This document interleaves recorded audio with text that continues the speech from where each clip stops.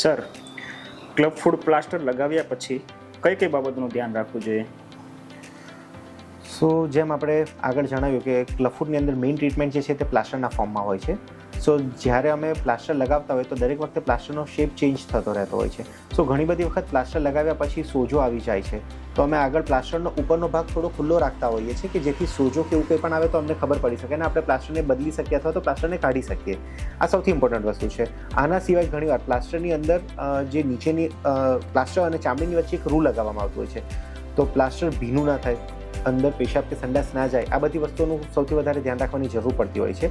સો આના માટે જ્યારે અમે પ્લાસ્ટર લગાવીએ એના પછી અમે મમ્મી કે સાથે રહેલા જે પણ રિલેટિવ્સ છે એ બધાનું અમે કાઉન્સેલિંગ કરતા હોઈએ છીએ કે શું શું વસ્તુનું ધ્યાન રાખીશું અને આપણે કેવી રીતે પ્લાસ્ટરને ભીનું થતાં અટકાવીશું અને સોજો આવે તો આપણે શું વસ્તુથી એને તરત તપાસી શકીએ કે તરત જ અમારી પાસે તમે અમારો કોન્ટેક્ટ કરી શકો. આ વસ્તુનું ધ્યાન રાખવું જરૂરી રહેતું હોય છે.